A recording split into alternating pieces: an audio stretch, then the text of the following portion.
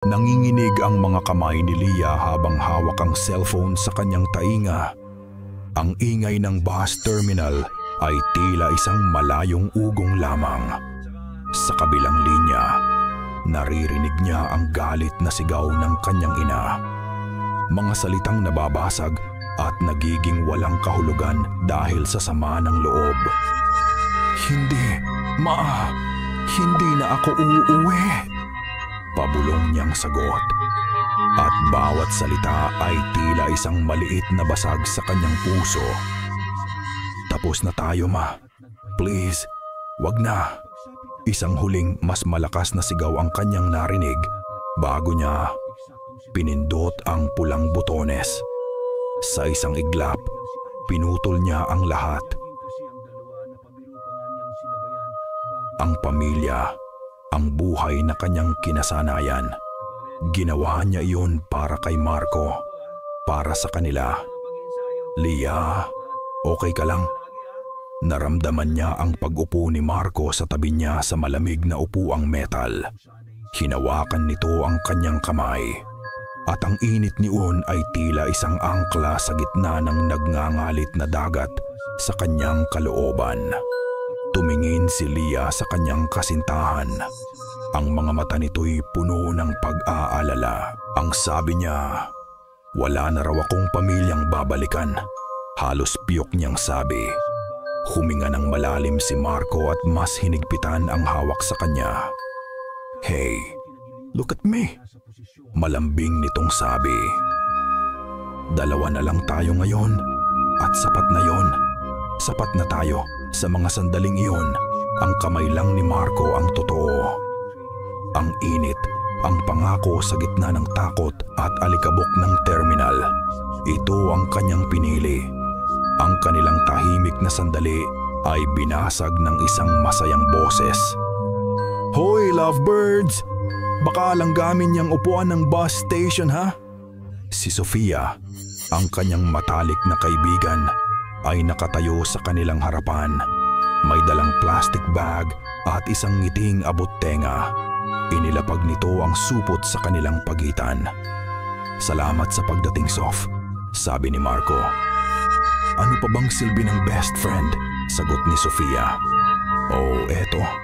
Siopao. Mainit pa. Para sa mga pusong nanlalamig." Tumawa ito ng pabiro. "Kumain na kayo. Mahaba ang biyahe." Saan ba talaga tayo pupunta, Sof?" tanong ni Leah. Ang kanyang boses ay naglalaman pa rin ng bakas ng pag-aalala. Umupo si Sofia sa tabi nila at ang kaninang masayahing muka ay bahagyang naging seryoso. "Sa bahay bakasyunan namin, sa San Remedios." Tumingin siya sa kanilang dalawa. Ang kanyang mga mata ay tila nangungumbinsi. "Malayo, ligtas, walang makakahanap sa inyo doon." At saka, ngumiti siya, "Wala namang upa. Isipin niyo na lang na bayad yon sa lahat ng pangungopya ko sa iyo nung college." Isang maliit na ngiti ang sumilay sa labi ni Leah. "Salamat, Sof. Malaki ang utang na loob namin sa iyo." "Wala yon," sabi ni Sofia. Iwinawagayway ang kamay. "Basta manamang may isang rule lang doon sa baryo. Simple lang. Basta wag lang lalabas ng bahay pagsapit ng alas 9 ng gabi. Medyo tradisyonal lang ang mga tao." Ilang sandali pa, dumating na ang bus na kanilang hinihintay. Ang pagsingaw ng preno nito ay parang isang buntong hininga ng isang malaking hayop. Habang paakyat sila, hindi mapigilan ni Leah ang bahagyang kaba. Nang makahanap sila ng upuan sa tabi ng bintana at nagsimula ng umandar ang bus. Sumandal si Leah sa balikat ni Marco. Sinilip niya sa huling pagkakataon ang terminal na kanilang iiwanan. At doon, sa gitna ng mga taong naglalakad, may napansin siyang isang matandang lalaki. Nakatayo lang ito, nakatingin ng diretso sa kanya. Isang titig na malamig at walang kurap.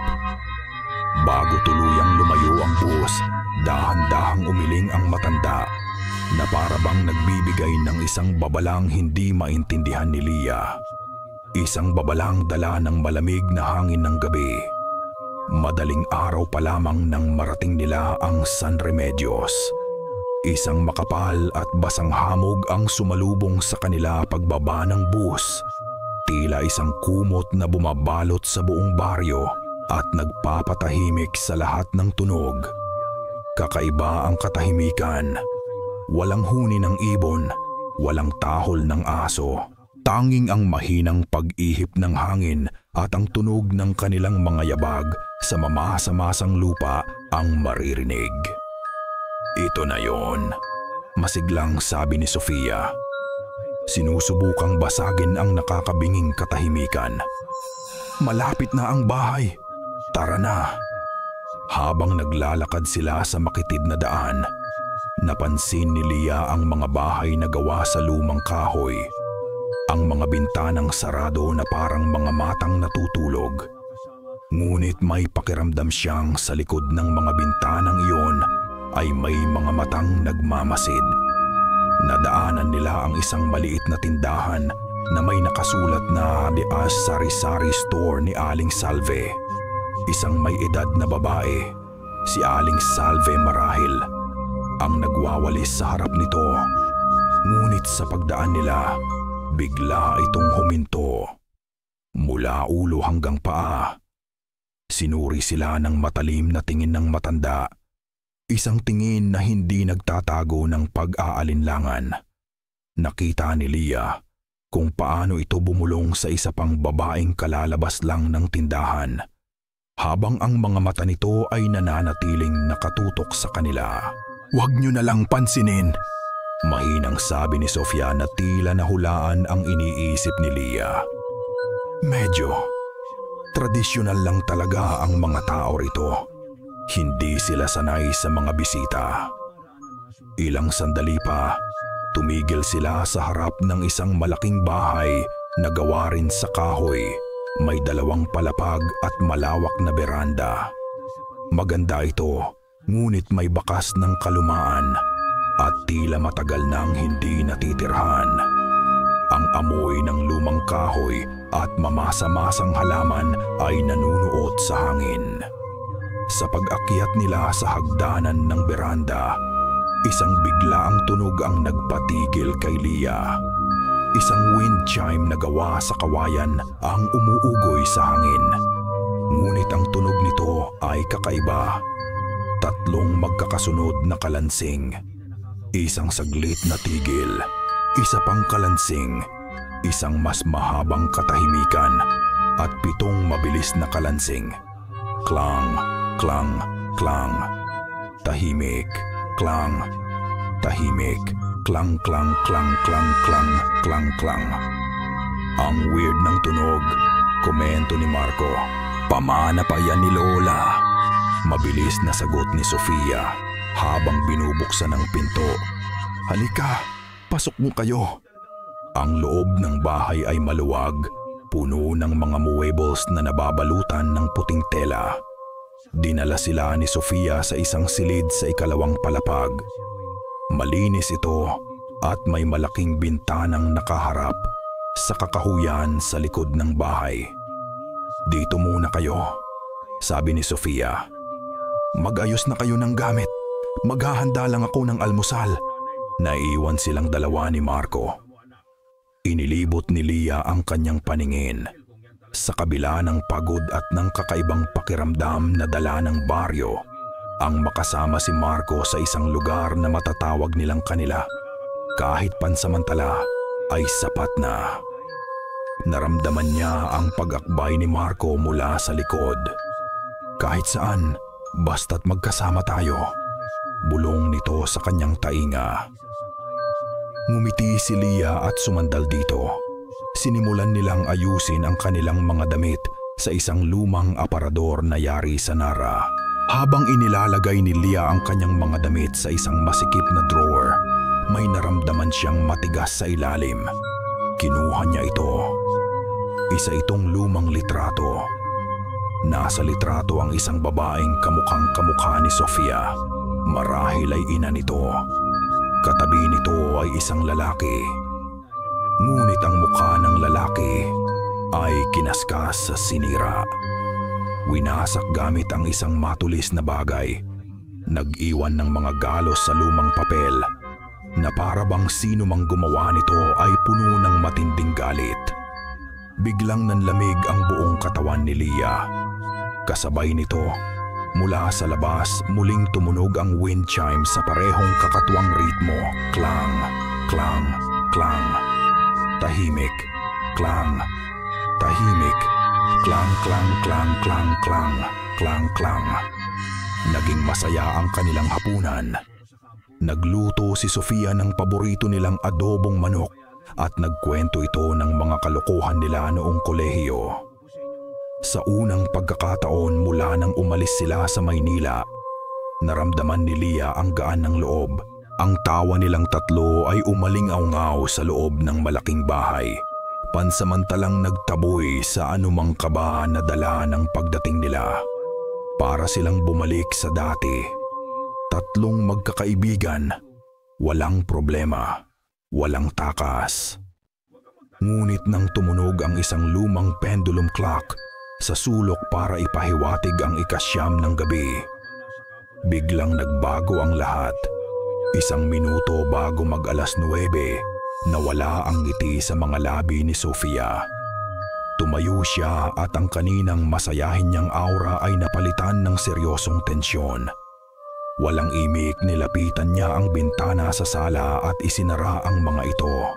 Sunod niyang nilapitan ang pinto sa kusina. Tinitiyak na nakalak ito ng 2 beses.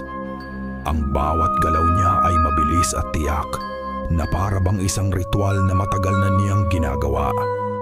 Sof, may problema ba? Nag-aalang ang tanong ni Marco. Hindi sumagot si Sofia. Ang mga mata niya ay nakatutok sa orasan at eksakto sa pagpatak ng alas 9, umaling-aungaw mula sa malayo ang tunog ng kampana ng isang lumang simbahan. Ang tunog ay malalim at basag, tila nanggagaling sa kailaliman ng lupa.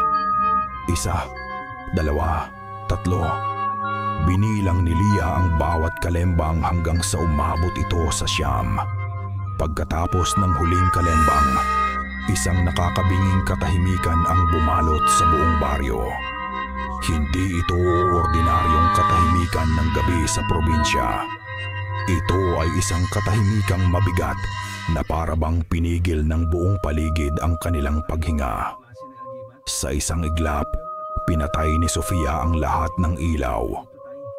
Ang tanging liwanag na natira ay mula sa isang maliit na lamparang degaas na sinindihan niya sa ibabaw ng mesa na lumikha ng mahahaba at sumasayaw na mga anino sa dingding. Lumapit si Sofia sa kanila. Ang kanyang mukha ay seryoso sa dilim. "Matulog na kayo," sabi niya sa boses na mariin at halos pabulong, at kahit anong mangyari, tumigil siya at tumingin ng diretso sa mga mata ni Leah.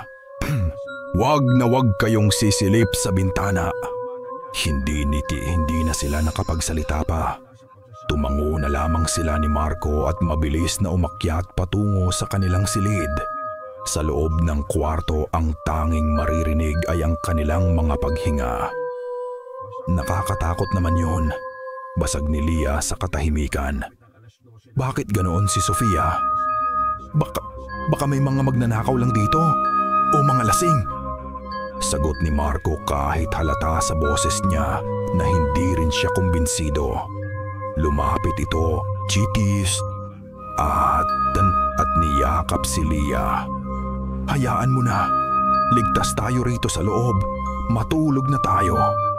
Humiga si Leah, ngunit ang kanyang mga mata ay nanatiling dilat sa dilim.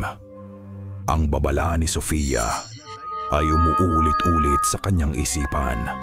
Ano ang nasa labas? Ano ang mangyayari kung sisilip sila? Ang bawat kaluskos ng lumang kahoy, ang bawat pag-ihip ng hangin sa labas ay nagdudulot ng panibagong kaba sa kanyang dibdib. Ilang oras ang lumipas.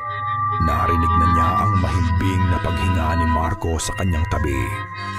Sinubukan niyang ipikit ang kanyang mga mata. Sinubukan niyang isipin na ligtas sila. Ngunit hindi niya kaya. At sa gitna ng malalim na gabi, may narinig siya. Isang tunog mula sa pinto sa ibaba. Mahina, ngunit malinaw. Isang katok. Tuk, tuk, tuk. Tatlong magkakasunod at magaan na katok. Napigil ni Lia ang kanyang paghinga. Sinundan iyon ng ilang segundong katahimian. Tapos, isa pa. Tuk. Isang mahabang katahimikan ang sumunod na tila may naghihintay sa labas. At pagkatapos, narinig niya ang huli. Tuk, tuk, tuk, tuk, tuk, tuk, tuk. Pitong mabilis at sunod-sunod na katok. Ang parehong ritmo ng wind chime. Nanlaki ang mga mata ni Lia sa dilim. Hindi siya makagalaw. Alam niyang sino man o anuman ang kumakatok, hindi ito tao. Pagsikat ng araw, tila binura ng liwanag ang lahat ng kababalaghan ng nakaraang gabi. Normal ang lahat. Masyadong normal. Ang mga anino ay nawala at ang tunog lang na maririnig ay ang huni ng mga kuliglig sa di kalayuan. Pagbaba nila para mag-almusal, naabutan nilang nag-iiwan ng sulat si Sofia sa mesa. Maagang umalis, basa ni Marco sa sulat. May bibilhin lang sa bayan, baka gabihin. May pagkain na sa ref. Mag-lock kayo ng pinto. Ang huling pangungusap ay tila isang utos kaysa paalala. Habang kumakain sila ng natirang adobo, hindi maalis sa isip ni Lia ang mga katok, ang ritmo, ang katahimikan. Hindi ako mapakali, Marco, sabi niya habang tinitikman ang kanin na tila walang lasa. Yung nangyari kagabi, yung mga katok, hindi normal yon. Baka hangin lang, Lia, o baka nananaginip ka lang, sagot ni Marco. Pero kahit siya ay hindi mukhang sigurado. Huwag mo nang isipin, nandito naman tayo ligtas. Ngunit hindi na matanggal ni Lia ang kaba. Kailangan niyang gumawa ng paraan. Kailangan niya ng sagot. Maglalakad-lakad lang ako sa labas, paalam niya kay Marco. Gusto ko lang makita ang itsura ng baryo kapag umaga. Samahan na kita. Wag na, mabilis niyang putol. Kailangan kong mapag-isa. Sandali lang ako. Sa totoo lang, may isa siyang pakay. Ang tindahan ni Aling Salve. Habang naglalakad siya pabalik sa daan kung saan sila unang dumaan, napansin niyang mas may buhay na ang baryo. May mga nagwawalis sa bakuran, may mga batang naglalaro ng holen. Ngunit sa pagdaan niya, lahat sila ay humihinto. Tinititigan siya. Mga titig na walang emosyon, na tila sinusuri ang bawat galaw niya. Ramdam niya ang pagiging dayo. Ramdam niyang hindi siya kabilang. Pagdating niya sa tindahan, nakita niya si Aling Salve na nag-aayos ng mga delata. Ang hangin sa loob ay amoy alikabok at matamis na asukal. Isang pulutong ng mga langaw ang umuugong sa ibabaw ng isang punit na sako ng asukal sa sahig. Magandang umaga po, bati ni Lia. Tumingin sa kanya si Aling Salve. Ang mga mata'y naniningkit. Ano ang kailangan mo, Ineng? Bibili po sana ako. Nag-isip si Lia ng mabilis. Nakita niya ang isang garapon ng choknut, ang paboritong candy ni Marco. Ng choknut po. Kinuha ni Aling Salve ang garapon at kumuha ng ilang piraso. Habang ginagawa ito, nagsalita itong muli, hindi nakatingin sa kanya. Hindi ka taga rito. Hindi iyon tanong. Iyon ay isang pahayag. Opo, bisita lang po kami. ni Sofia Reyes. Sa pagbanggit ng pangalan ni Sofia, biglang natigilan si Aling Salve. Dahan-dahan itong lumingon sa kanya at sa unang pagkakataon, nakita ni Lia ang isang emosyon sa mga mata nito. Pag-iingat. "Kaibigan ka pala ng apo ni Eliza," sabi ng matanda sa mahinang boses. "Malaki siguro ang utang na loob mo sa kaibigan mo, no?" Tumango si Lia. "Opo, tinulungan niya po kami." Ngumisi si Aling Salve, isang nanggising hindi umabot sa kanyang mga mata. Inilapag nito ang mga candy sa mesa. "Mag-ingat ka, Ineng," bulong nito, tila isang sikreto. "Ingatan mo ang kasintahan mo." Kumunot ang noo ni Lia. "Po? Bakit po?" Tumingin si Aling Salve sa labas, na para bang may tinitiyak. Dito sa San Remedios, ang mga utang, hindi lang pera ang kabayaran. Bago pa man makapagtanong muli si Lia, isang anino ang tumakip sa pasukan ng tindahan. Isang babaeng mas matanda pa kay Aling Salve, nakasuot ng itim na bestida at may hawak na rosaryo, ang pumasok. Ang mukha nito ay kulubot at ang mga matay matalim na parang kutsilyo. Ito si Manang Elena, ang babaeng nakita niya sa tindahan noong unang araw. Diretsong tumingin si Manang Elena kay Lia. Isang titig na puno ng galit at pagbabanta. Hindi ito nagsalita, ngunit ang mensahe ay malinaw. "Umalis ka rito." Nagmamadaling nagbayad si Lia at halos takbuhin ang daan pabalik sa bahay. Ang mga salita ni Aling Salve ay umuulit-ulit sa kanyang isipan. "Ingatan mo ang kasintahan mo. Ang mga utang, hindi lang pera ang kabayaran." Pagpasok niya sa bahay, nadatnan niya si Marco na natutulog sa sofa. Ang sinag ng araw mula sa bintana ay tumatama sa mukha nito. Payapa, inosente. Nilapitan niya ito para gisingin. Ngunit bigla siyang natigilan. Si Marco ay nagsasalita habang natutulog. Isang pangalan ang paulit-ulit niyang binibigkas sa isang pabulong na parabang panaginip. Eliza. 3:17 ng madaling araw. Iyon ang numerong nakatatak sa digital na orasan sa tabi ng kama nang imulat ni Lia ang kanyang mga mata. Hindi siya makatulog. Ang pangalang Eliza ay paulit-ulit na tumatakbo sa isip niya. Isang multo na humahabol sa kanya kahit sa pagitan ng pagtulog at paggising. Ang buong bahay ay tahimik, ngunit ang katahimikan ay buhay. Bawat ugong ng hangin sa labas, bawat kaluskos ng bubong, ay tila may sariling kahulugan. Bumangon siya. May isang bagay na mali. Ramdam niya ito sa kanyang mga buto. At doon niya nakita, mula sa ilalim ng siwang ng pinto ng kwarto ni Sofia, may isang manipis na sinag ng liwanag. Isang liwanag na nanginginig na para bang galing sa kandila. Sino ang gising sa ganitong oras? Dahan-dahan, walang ingay, lumabas siya ng kwarto. Ang sahig na kahoy ay malamig sa kanyang mga paa. Bawat tapak niya ay isang panganib. Bawat kaluskos ay tila isang sigaw sa katahimikan. Huminto siya sa tapat ng pinto ni Sofia. Pinipigil ang kanyang paghinga. Sumilip siya sa maliit na butas ng susyan. Nakita niya si Sofia.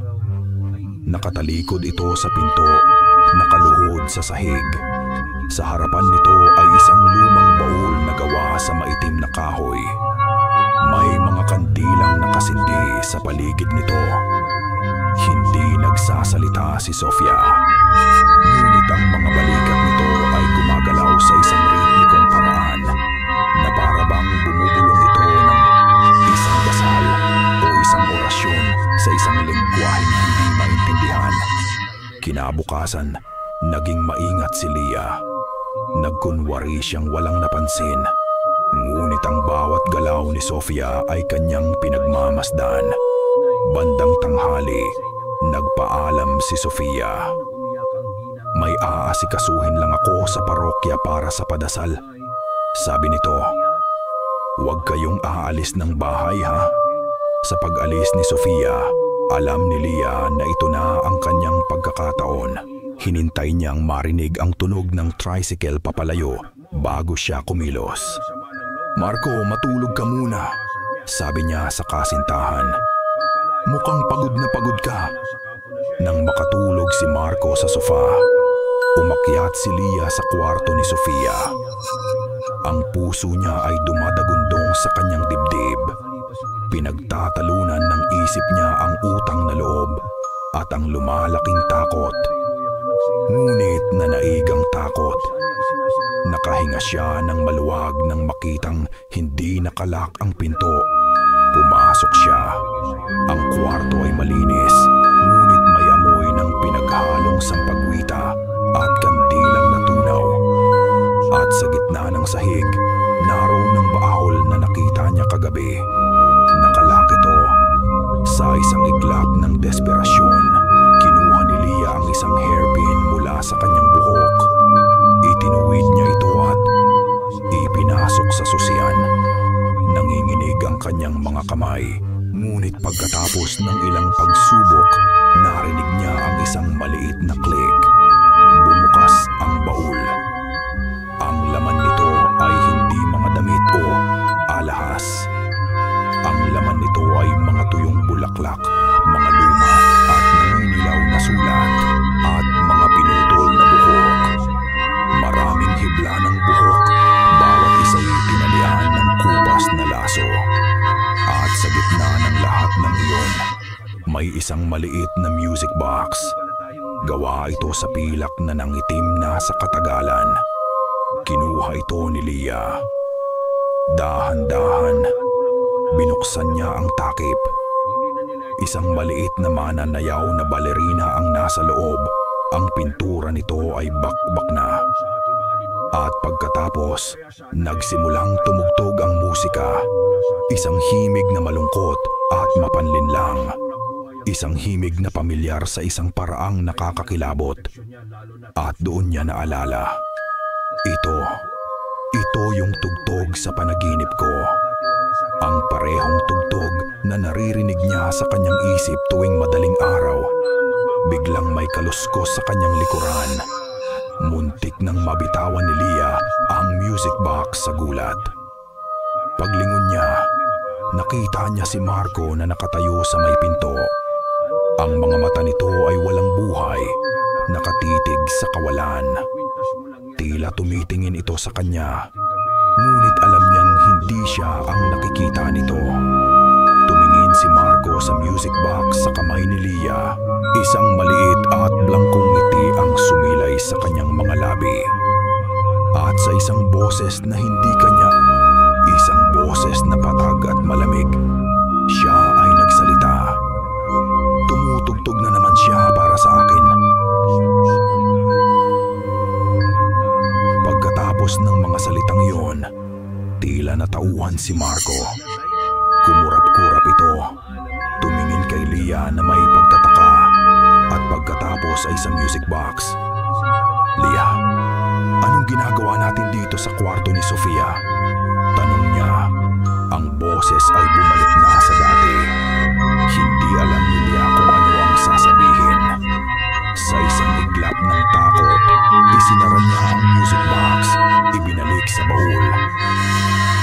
At hinila si Marco palabas ng silid. Wala, may hinahanap lang ako. Pagsisinungaling niya, halika na. Ngunit hindi na maalis sa isipan ni Lia ang nangyari. Ang blangkong tingin ni Marco, ang malamig na boses, at ang pangalang paulit-ulit na binabanggit nito sa panaginip. Elisa. Sino si Elisa? At ano ang koneksyon niya kay Marco? Ang sagot, alam ni Lia. ay wala kay Sofia. At tiyak na wala kay Aling Salve na takot magsalita. May isa na lang siyang maaaring lapitan. Ang babaeng tumitig sa kanya na para bang gusto siyang patayin. Si Manang Elena. Kinahaponan, nagpaalam siyang muli kay Marco. Maglalakad-lakad lang ulit. Lia, teka. Pigil ni Marco. Napapansin ko, palagi kang balisa. May problema ba? Pwede mo namang sabihin sa akin. Tumingin si Lia sa mukha ng kasintahan, ang mukhang mahal na mahal niya. At sa likod ng mga matang iyon, nakita niya ang anino ng lalaking nagsalita sa kwarto ni Sofia. Kinilabutan siya. Hindi niya kayang sabihin. Hindi pa. Wala. Pagod lang siguro sa biyahe. Pilit niyang ngiti. Babalik ako kaagad. Tinahak niya ang daan patungo sa sentro ng baryo, kung saan nakatayo ang isang luma at halos gumuho ng simbahan. Ang kampana nito ang naririnig nila tuwing gabi. Doon niya inaasahang makikita si Manang Elena. Tama nga siya. Naabutan niya itong nag-iisa sa loob ng simbahan, nagdarasal sa harap ng isang imahe ng Birhen Maria na nababakbak na ang pintura. Ang hangin sa loob ay mabigat. Amoy pinaghalong bulok na kahoy, natunaw na kandila at mga bulaklak ng patay. Lumapit si Lia. Ang bawat yabag niya ay umuugong sa katahimikan. Manang Elena, tawag niya. Hindi lumingon ang matanda. Nagpatuloy lang ito sa pagdarasal ng Latin sa isang pabulong na boses. Manang Elena, kailangan ko po kayong makausap. Pagpupumilit ni Lia. Tungkol po ito kay Sofia. Sa wakas, huminto ang matanda. Dahan-dahan itong lumingon. At ang mga mata nito ay kasing talim pa rin ng dati. Umalis ka. Hindi ka kabilang dito. Parang awa niyo na po. Pagmamakaawa ni Lia, ang boses niya ay nanginginig na. May nangyayaring kakaiba sa kasintahan ko, si Marco. At alam kong may alam kayo.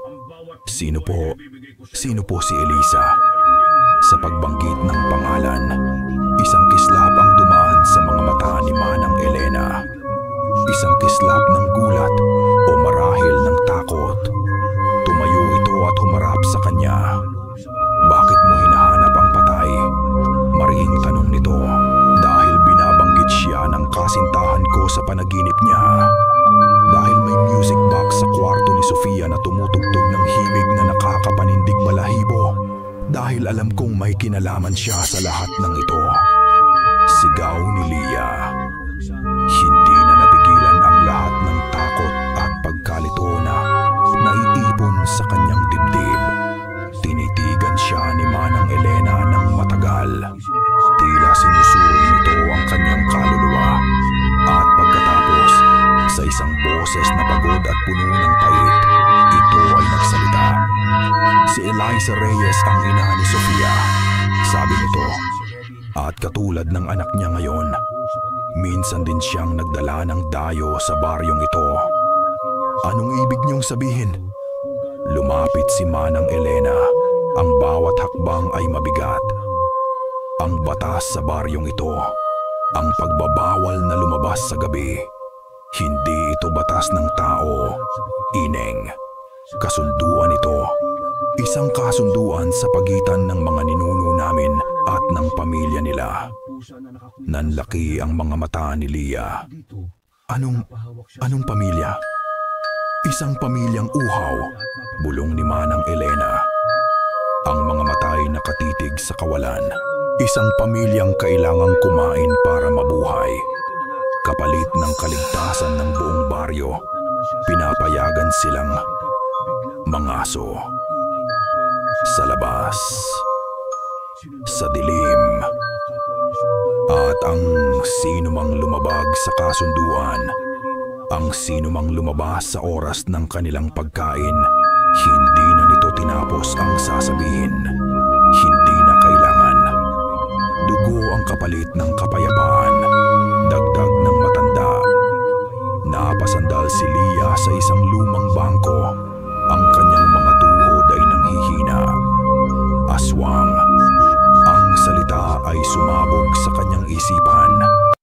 Pero bakit si Marco? Halos paanas niyang tanong. Hindi naman kami lumalabas. Iyon ang hindi ko alam, sagot ni Manang Elena at bumalik ang talim sa kanyang boses. Ngunit anuman ang binabalak ni Sofia, wala na akong magagawa.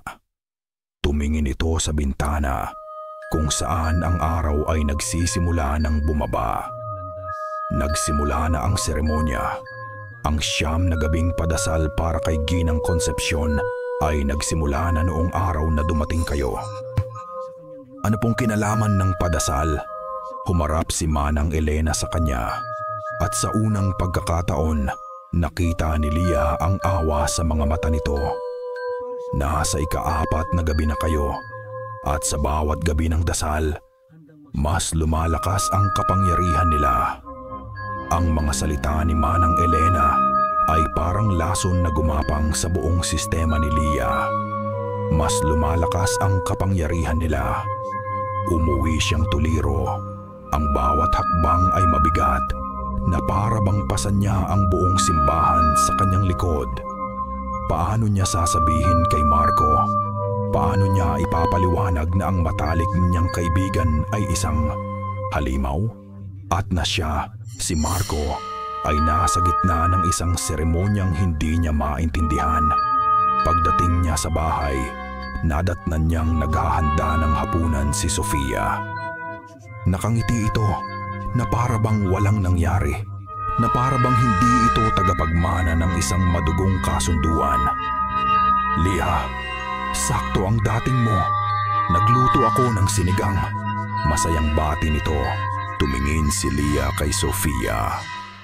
At sa unang pagkakataon, hindi na niya nakita ang kanyang kaibigan. Ang nakita niya ay isang mangangaso, isang mandaragit na nag-aabang sa kanyang biktima. Saan ka galing? Tanong ni Sofia. Ang ngiti ay bahagyang nawala. Diyan lang, maikling sagot ni Lia. Umupo siya sa tabi ni Marco na nagbabasa ng isang lumang libro. Hinawakan niya ang kamay nito, mahigpit. Kailangan niyang protektahan si Marco. Ang hapunan ay puno ng tensyon. Si Lia ay halos hindi makakain. Si Marco ay tila walang kamalay-malay. At si Sofia ay nagmamasid. Ngunit ang pinakanakakakilabot ay ang pagbabago kay Marco. Wow, Sof, ang sarap nito! Sabi ni Marco habang humihigop ng sabaw. Normal yun.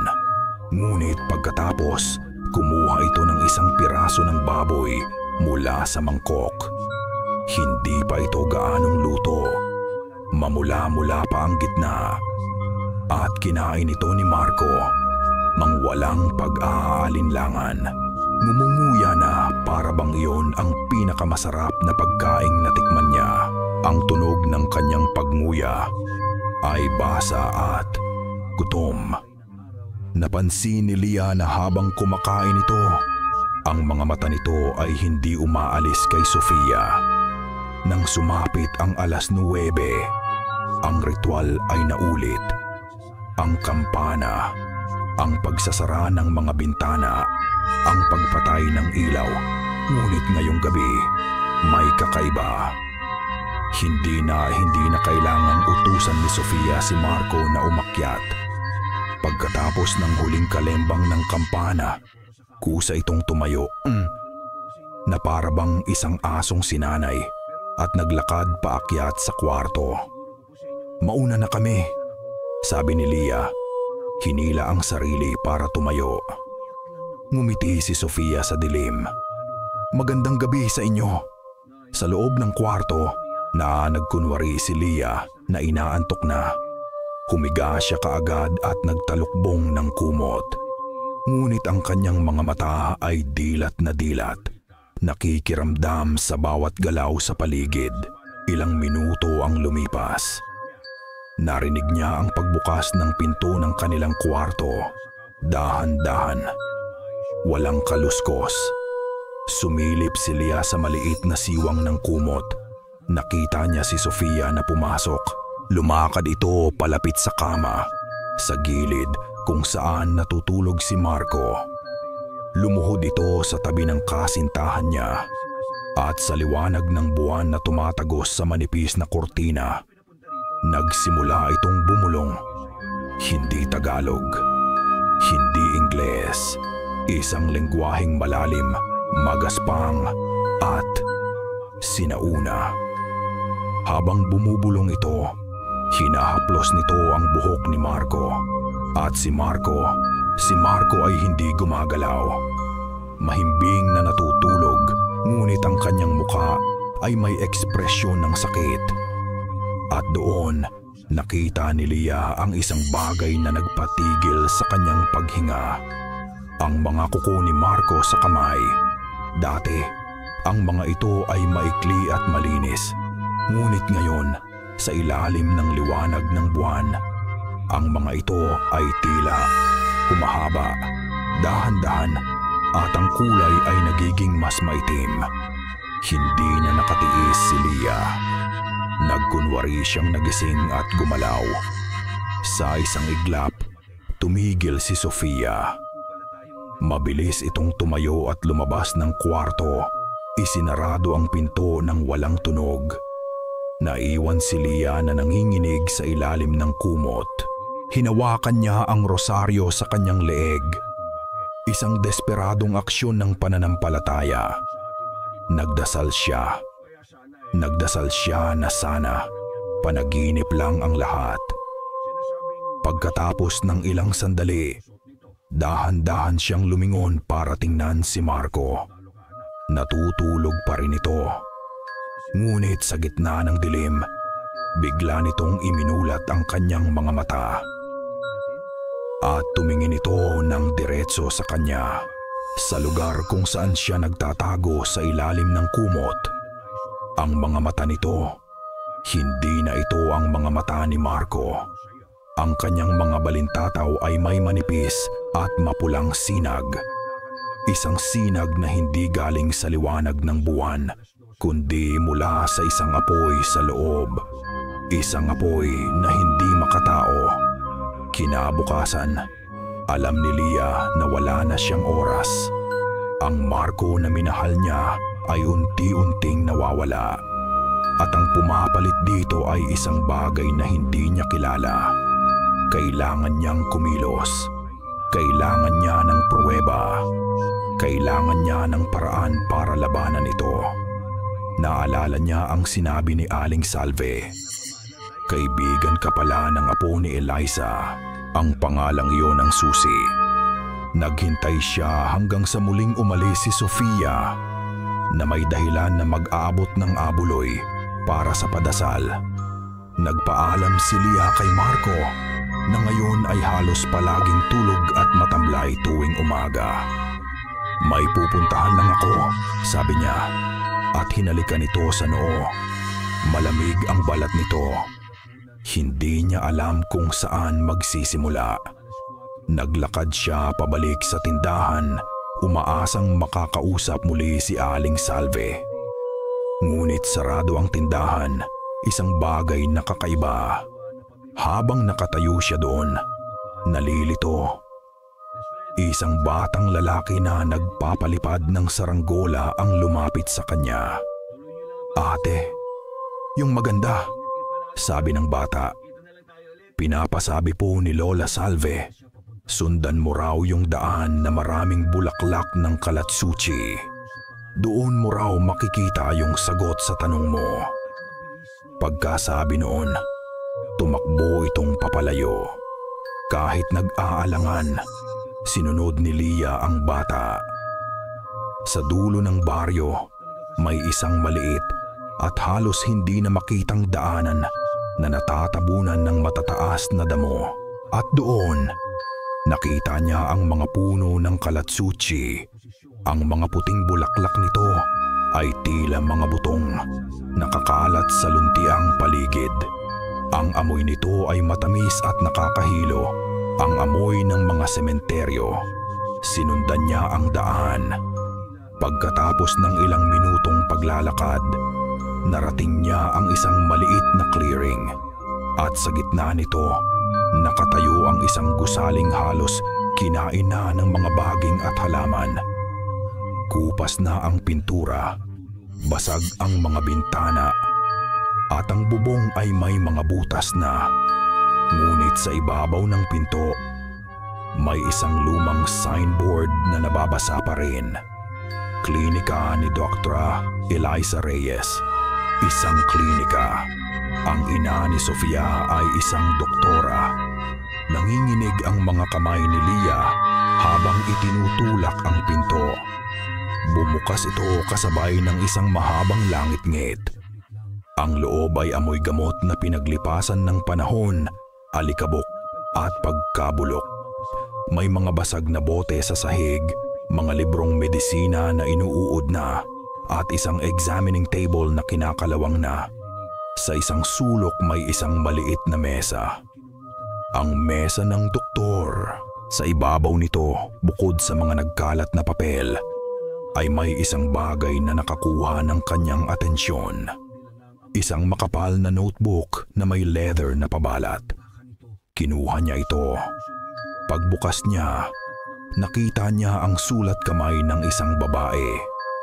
Ito ay isang diary. Ang diary ni Eliza Reyes. Sinimulan niyang basahin. Ang mga unang pahina ay tungkol sa kanyang trabaho bilang doktor sa baryo. Ang kanyang pangarap na tulungan ang mga tao. Ngunit habang lumilipas ang mga pahina, nagbabago ang tono. Nagsimula itong maging desperado. Bumalik na naman ang uhaw. Hindi ko na kaya.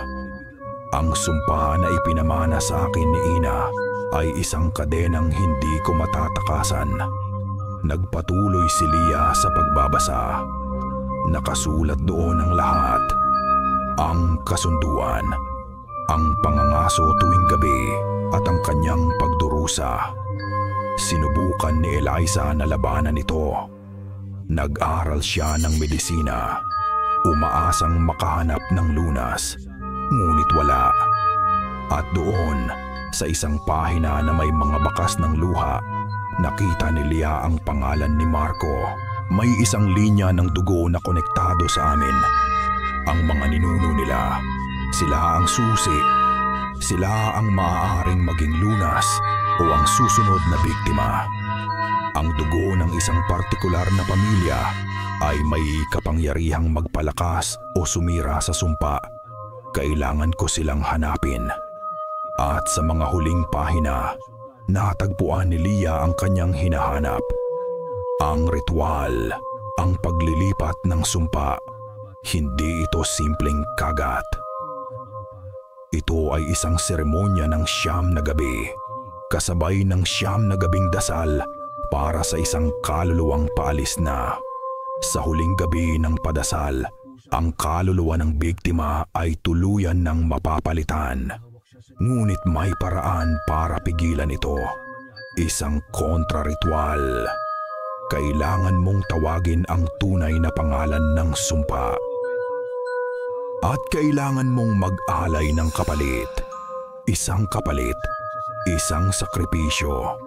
Habang binabasa ni Lia ang mga huling salita, "Aninalaka madabuwa," narinig niya ang tunog ng mga tuyong dahon na nayayapakan sa labas.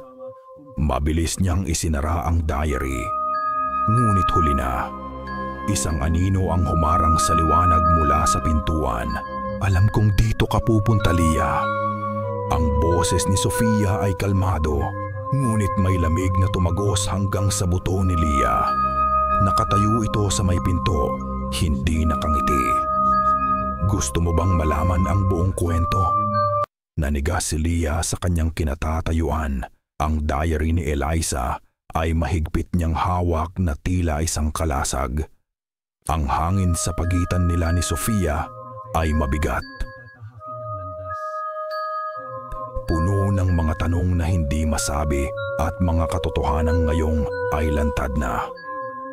Paano mo nalaman? Nanginginig na tanong ni Leah. Isang mapait na ngiti ang sumilay sa labi ni Sofia. Ang amoy ng takot mo, Leah. Umaalingasaw sa buong baryo. Lumakad ito papasok. Ang mga yabag ay mabagal at sinadya. At saka, alam kong hindi ka titigil hanggat hindi mo nalalaman ang lahat. Mana ka sa lola mo. Hindi nagsalita si Leah. Hinintay niya ang susunod na galaw. Ang pagsugod. Ang pag-atake. Ngunit hindi iyon ang ginawa ni Sofia. Sa halip, umupo ito sa isang lumang silya. At sa unang pagkakataon, nakita ni Leah ang pagod sa mga mata nito. Ang parehong pagod na nakita niya sa mga huling sulat sa diary ni Eliza. Hindi ko ito ginusto, Leah. Mahinang sabi ni Sofia. Ang boses ay basag. Maniwala ka sa akin. Hindi mo ginusto? Halos pasigaw na sagot ni Leah. Sofia, unti-unti mong pinapatay si Marco. Ginagawa mo siyang isang katulad mo. Hindi ko siya pinapatay. Biglang sigaw ni Sofia. At sa kanyang boses ay may halong pighati at desperasyon. Binibigyan ko siya ng buhay na walang hanggan. Isinasalba ko siya mula sa sakit, sa pagtanda, sa kamatayan. At isinasalba ko rin ang kaluluwa ng nanay ko. Tumayo ito at nagsimulang maglakad-lakad sa loob ng klinika. Namatay si mama na bigo. Hindi niya nagawang ipasa ang sumpa. Hindi niya nakumpleto ang ritual. At ngayon, ang kaluluwa niya ay hindi matahimik, nakagupos sa lugar na ito. Araw-araw, naririnig ko ang pag-iyak niya. Tumingin ito kay Leah. Ang mga matay puno ng luha. Kailangan kong tapusin ang sinimulan niya bago matapos ang ika-40 araw ng pagkamatay niya. Iyon ang kasunduan. Iyon ang bata.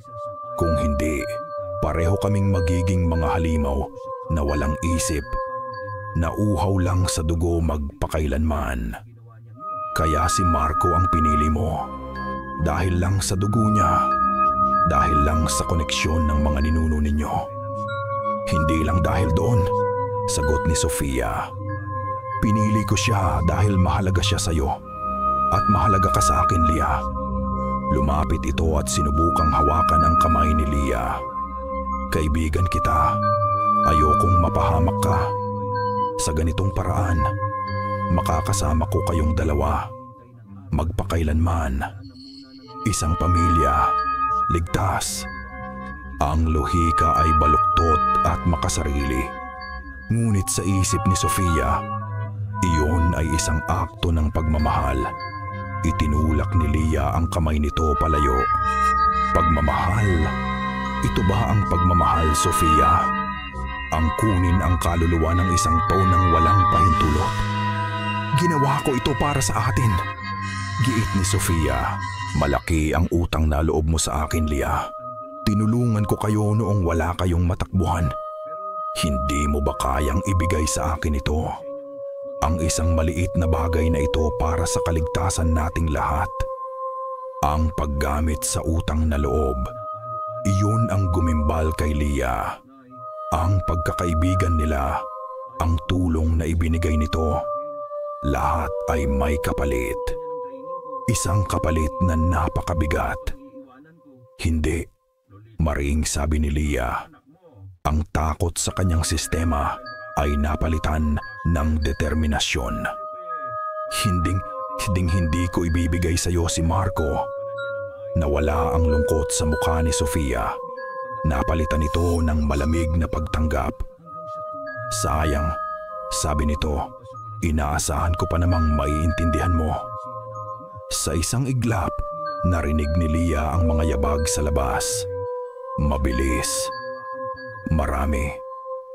Lumabas mula sa kakahuyan ng ilang mga lalaki, mga tanod ng baryo. May hawak na mga sulo at itak. Hinarangan nila ang lahat ng maaaring labasan at mula sa kanilang likuran, lumabas si Manang Elena.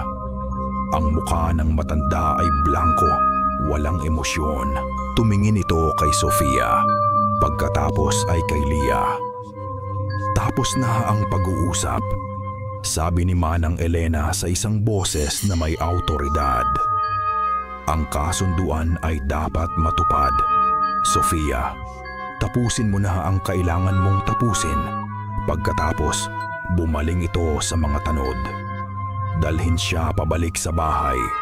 Ikulong, siguraduhin niyong hindi siya makakatakas hanggang sa matapos ang ikasiyam na gabi. Ang kwartong nagsilbing kanlungan ni Lia sa mga unang araw ay naging kanyang kulungan. Dinala siya ng mga tanod pabalik sa bahay bakasyunan at ikinulong sa loob. Ang bintana ay hinarangan ng mga tabla ng kahoy. Ang pinto ay nakalak mula sa labas.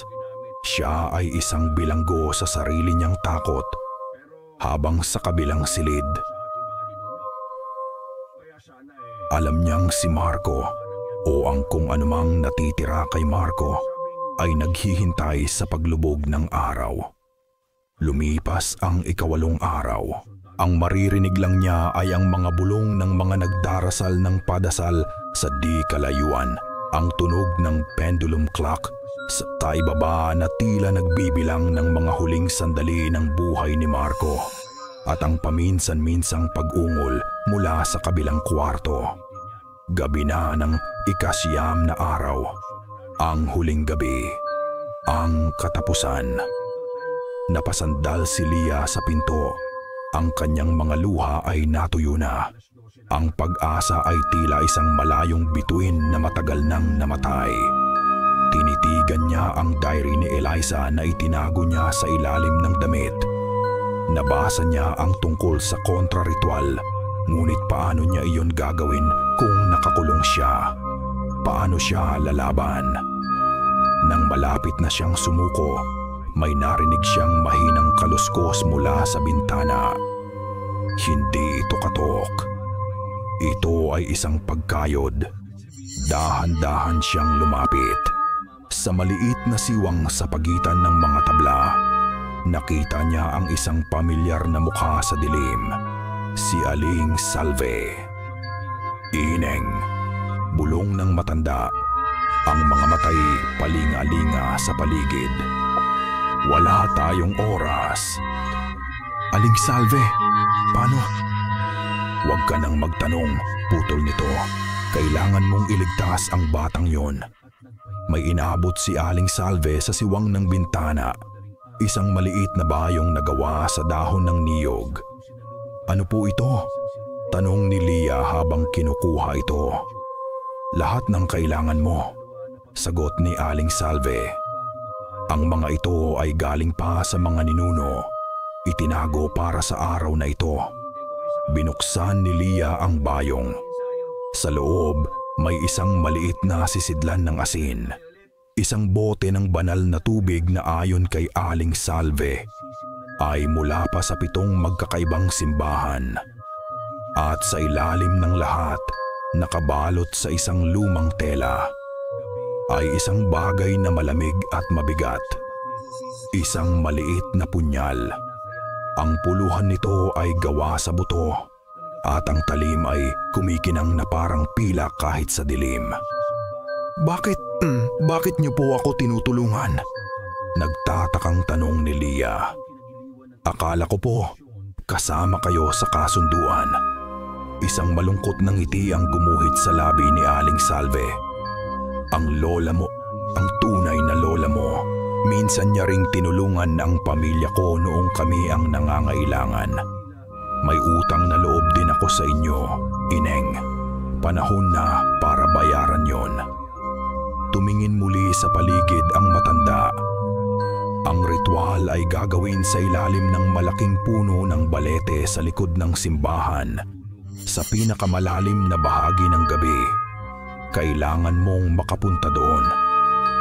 Si Manang Elena, nagkukunwari lang siyang kampi kay Sofia para mapanatili ang kapayapaan.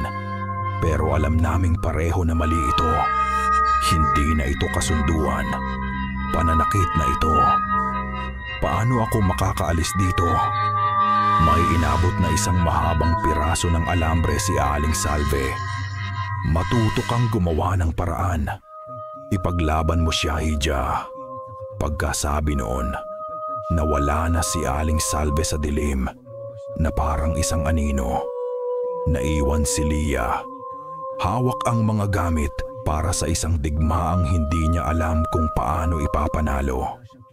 Sakto 9:00, narinig Tita Namnit Sebe. Narinig niya ang kampana. 1, 2, 3. Ang tunog ay tila isang hatol ng kamatayan. 9 na kalembang ang hudyat. Pagkatapos ng huling tunog, narinig niya ang pag-ikot ng susi sa seradura ng kanyang pinto. Bumukas ito. Nakatayo doon si Sofia. Nakasuot ito ng isang mahabang puting bestida. Ang buhok nito ay nakalugay. Sa likod ng liwanag mula sa pasilyo, mukha itong isang anghel. Isang anghel ng kamatayan. Hindi na ito ang kaibigan niya. Ito ay isang pari ng isang sinaunang ritual. Oras na, Lia. Sabi nito sa isang boses na kalmado at walang emosyon. Saksihan mo ang pagbabago. Ang hangin sa labas ay malamig at mabigat, amoy lupa at nabubulok na mga dahon. Walang buwan. Tanging ang liwanag mula sa mga sulong hawak ng mga tanod na nakapalibot sa kanila ang nagsisilbing gabay. Dinala ni Sofia si Lia sa likod ng lumang simbahan, patungo sa isang malawak na espasyo kung saan nakatayo ang isang dambuhalang puno ng balete. Ang mga ugat nito ay malalaki at tila mga ahas na gumagapang sa lupa. At ang mga sanga nito'y parang mga kamay na nakaumang sa madilim na kalangitan. Ang lugar ay may aurang sinauna at makapangyarihan. Sa gitna ng mga ugat ng puno, nakatali si Marco.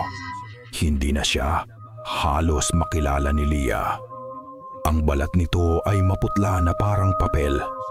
Ang mga matay nakapikit ngunit gumagalaw-galaw sa ilalim ng talukap na parabang nananaginip ng isang masamang panaginip. Ang mga kuko nito'y mahahaba at maitim na.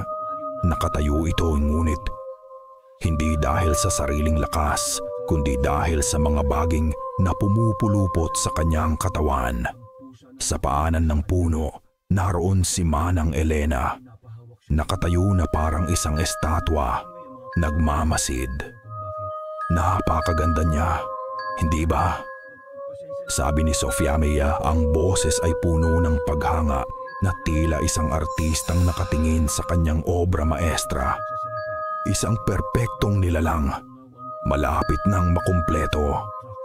Lumakad si Sofia palapit kay Marco at sinimulang bigkasin ang mga salitang narinig ni Lia sa kwarto, ang sinaunang lengguwahe. Sa bawat salita, humihigpit ang pulupot ng mga baging kay Marco. At isang mahinang ungol ang kumakawala sa mga labi nito. Ito na, ngayon na. Habang nakatuon ang atensyon ng lahat kay Sofia, kumilos si Lia. Mabilis niyang kinuha ang sisidlan ng asin mula sa bayong. Gamit ang lahat ng kanyang lakas, tumakbo siya at bumuo ng isang bilog na asin sa paligid nila ni Marco at Sofia. Inihihiwalay sila mula sa mga tanod. Nang matapakan ng mga tanod ang linya ng asin, napasigaw sila na parabang napaso. Natigilan si Sofia at lumingon kay Lia.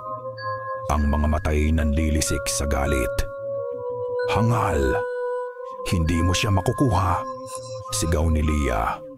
Kasabay nito, nagsimulang umihip ang isang malakas at malamig na hangin. Ang mga dahon ay nagliparan at ang mga sulo ng tanod ay namatay. Nag-iwan sa kanila sa halos kumpletong kadiliman. Tanging ang liwanag mula sa isang lamparang dala ni Manang Elena ang natira. At sa gitna ng kadilimang iyon, nagsimulang magsalita si Manang Elena. Ang kasunduan ay nabasag na. Ang ritual ay dapat harapin ng isa pang ritual. Iyon ang hudyat ni Lia. Kinuha niya ang bote ng banal na tubig at iwinisik ito kay Marco. Umasim ang usok mula sa balat nito at sumigaw ito sa sakit. Isang sigaw na hindi na boses ni Marco, kundi boses ng isang hayop. "Anong ginagawa mo?" Sigaw ni Sofia. Sinusubukang lumapit, ngunit tila may isang pader na hindi makita ang pumipigil sa kanya. Ang bilog na asin nagpatuloy si Lia. Sinimulan niyang dasalin ang ama namin. Nang paulit-ulit, ang bawat salita ay isang sandata. "Ama namin, sumasalangit ka, sambahin ang ngalan mo." Ang mga bulong ni Sofia sa sinaunang wika ay lumalakas, sinusubukang tabunan ang kanyang dasal. Naging isang labanan ito ng mga salita, ng pananampalataya laban sa sumpa. Naramdaman ni Lia na nanghihina siya. Masyadong malakas ang kapangyarihan ni Sofia. Tumingin siya kay Marco, na ngayon ay nagwawala, pilit kumakawala sa mga baging. "Marco, lumaban ka!" Sigaw ni Lia. Tumingin siya sa mga mata nito na ngayon ay dilat na dilat at kulay pula. "Marco, ako to. Si Lia. Naalala mo ba? Sa ilalim ng puno ng mangga, sa lumang playground. Nangako ka sa akin. Sabi mo, kahit saan, basta't magkasama tayo." Isang kislap ng pagkilala ang dumaan sa mga mata ni Marco. Ang pagpupumiglas nito ay bahagyang humina. "Hindi!" sigaw ni Sofia. At binigkas ang isang salita na yumanig sa buong kalupaan. Alam ni Lia na ito na ang huling sandali. Kailangan na niyang gawin. Kinuha niya ang punyal na pilak mula sa kanyang baywang.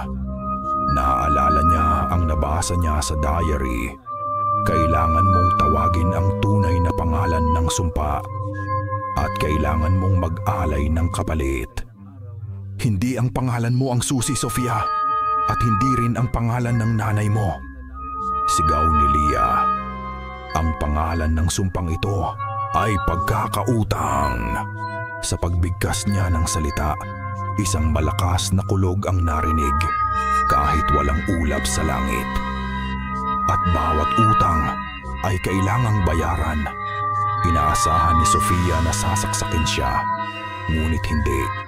Itinutok ni Lia ang punyal sa sarili niyang palad. Walang pag-aalinlangan, hiniwa niya ito. Sigaw niya sa sakit. Ang kanyang dugo ay tumulo, ngunit hindi sa lupa. Ipinatak niya ito sa isang bagay na kinuha niya mula sa kanyang bulsa. Ang supot ng choknat na binili niya para kay Marco noong unang araw. Ang simbolo ng kanilang simpleng pagmamahala. Ang alaala. Kapalit ng kaluluwa niya. Humihingal na, sabi ni Lia, habang ang kanyang dugo ay bumabasa sa plastik na balot. Ang alaala ko sa kanya. Sa sandaling tumulo ang huling patak ng dugo ni Lia sa supot ng choknat. Isang nakakasilaw na puting liwanag ang bumulwak mula rito. Ang liwanag ay hindi mainit. Ito ay dalisay at mapayapa. Lahat ng naroroon ay napapikit. Maliban kay Lia, na nakatitig lamang sa pinangyarihan, tinatanggap ang sakit at ang sakripisyo. Ang mga baging na pumupulupot kay Marco ay biglang natuyo at naging abo. Ang mga sinaunang salitang binibigkas ni Sofia ay naging isang nakakabinging sigaw. Hindi ito sigaw ng galit, kundi ng paglaya. Mula sa kanyang katawan, Isang malabong hugis ng isang babae, si Eliza, ang lumabas, ngumiti kay Sofia sa huling pagkakataon at dahan-dahang naglaho sa liwanag. Nang mawala ang liwanag, ang katahimikan na sumunod ay mas mabigat pa kaysa sa katahimikan ng 9:00 ng gabi. Si Marco ay bumagsak sa lupa, walang malay, ngunit humihinga. Ang kanyang balat ay may kulay na ulit. Ang kanyang mga kuko ay bumalik na sa dati. Siya na ulit. Si Sofia naman ay nakaluhod sa lupa, umiiyak ng walang tunog. Ang kapangyarihan, ang sumpa, ang bigat ng mga henerasyon, lahat ay nawala. Ang natira na lang ay isang ordinaryong babae na ngayoy mag-isa. Ang mga tanod ng baryo na ngayon ay nakakakita na ulit ay nakatayo lang hindi makagalaw. Si Manang Elena ay lumapit kay Lia. Kinuha ang isang piraso ng tela mula sa kanyang bulsa at itinali ito sa sugatang kamay ng dalaga. Tapos na, mahinang sabi ng matanda. Ang kasunduan ay wala ng bisa. Malaya na ang baryo. Tumingin ito kay Lia at sa mga mata nito may bakas ng paghanga at lungkot. Malaya na kayo. Hindi na nila hinintay ang pagsikat ng araw. Tinulungan ni Manang Elena si Lia na isakay ang walang malay na si Marco sa isang tricycle na naghihintay sa labas ng baryo. Walang nagsalita. Walang nagpaalam. Ang San Remedios ay isang masamang panaginip na kailangan na nilang iwanan.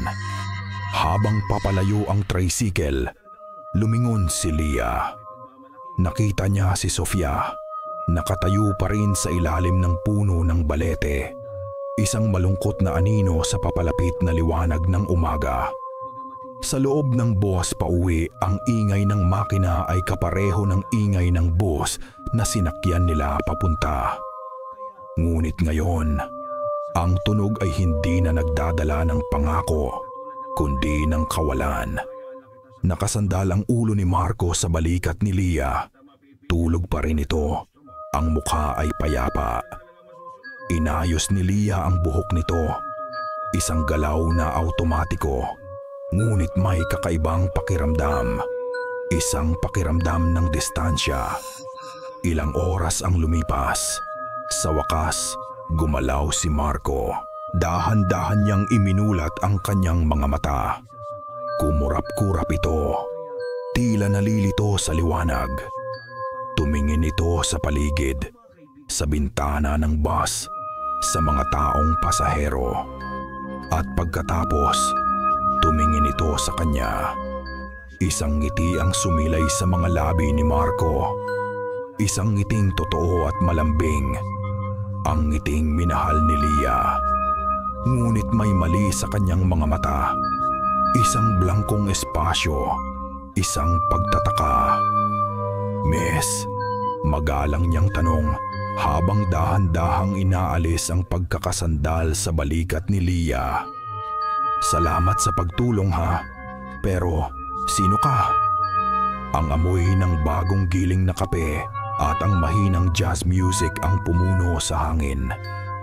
Sa isang maliit na coffee shop sa isang abalang kalsada sa Maynila, nakaupo si Lia sa tapat ni Marco. Pinagmamasdan itong tumawa sa isang bagay na kanyang sinabi. 6 na buwan na ang lumipas. 6 na buwan ng muling pagpapakilala. 6 na buwan ng pagbuo ng mga bagong alaala para takpan ang mga nawala. So, ayun na nga. Pagpapatuloy ni Lia sa kanyang kwento, isang ngiti ang nasa kanyang mga labi. Nahulog mo yung hawak mong aklat sa gitna ng hallway, tapos pagpulot ko, nagkabungguan yung mga ulo natin. Sobrang cliché, di ba? Tumawa si Marco. Grabe, ang clumsy ko pala talaga. Pasensya na ulit ha. Sabi nito na para bang kahapon lang nangyari.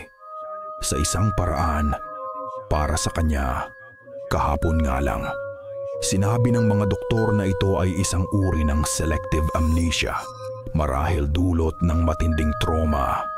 Nawala ang lahat ng alaala niya tungkol kay Leah. Ngunit ang lahat ng iba pa ay naroon pa rin. Bumalik siya sa kanyang pamilya. Bumalik si Leah sa kanya. At sinimulan nila ang lahat sa simula. Masakit. Araw-araw, may mga sandaling gusto niyang isigaw ang mga alaalang sila lang ang nakakaalam. Ang kanilang mga sikreto, ang kanilang mga tawanan, ang kanilang mga pangarap. Ngunit sa tuwing tinititigan niya si Marco, tunay na masaya at malaya sa bigat ng nakaraan, alam niyang ginawa niya ang tama. Okay lang, sagot ni Leah. Kung hindi ka ba naman kasi clumsy, baka hindi tayo nagkakilala. Sa ilalim ng mesa, naramdaman ni Leah ang dahan-dahang paghawak ni Marco sa kanyang kamay. Hindi ito utos. Isa itong tanong at hinigpitan niya ang hawak dito bilang sagot. Marahil may mga bagay na hindi kayang burahin ng alaala. May mga bagay na naaalala ng puso.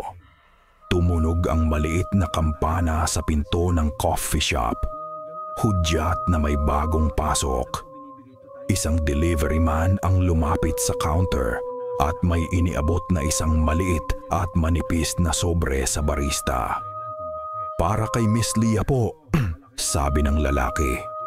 Tinawag ng barista ang pangalan ni Leah. Nagtataka man, lumapit siya at kinuha ang sulat. Wala itong pangalan ng nagpadala. Wala ring address, tanging ang pangalan niya ang nakasulat sa magandang sulat kamay. Bumalik siya sa mesa at binuksan ito. Sa loob, walang sulat. Tanging isang bagay lang ang naroon. Isang tuyong bulaklak ng sampagwita. Ang uri ng sampagwitang tumutubo sa bakuran ng bahay bakasyunan sa San Remedios. Nanlamig ang buong katawan ni Leah. Kasabay nito, mula sa isang maliit na radyo sa likod ng counter, nagsimulang tumugtog ang isang pamilyar na himig. Mahina lang, halos hindi marinig sa gitna ng usapan ng mga tao. Isang malungkot at mapanlinlang na melodiya. Ang himig mula sa music box. Napatingin si Leah sa labas ng bintana, sa mga taong naglalakad sa kalsada. Hinahanap ang isang mukhang hindi niya gustong makita. Leah, ayos ka lang? Tanong ni Marco. Ang kanyang boses ay puno ng pag-aalala. Namutla ka? Tumingin si Leah pabalik kay Marco sa kanyang kasintahan na nailigtas niya sa lalaking minamahal niya na hindi na siya naaalala. Pilit siyang ngumiti. Ayos lang ako, sabi niya habang dahan-dahang itinatago ang bulaklak sa kanyang bulsa. May naalala lang. Ang himig ng music box, dahan-dahang humihina hanggang sa tuluyang mawala.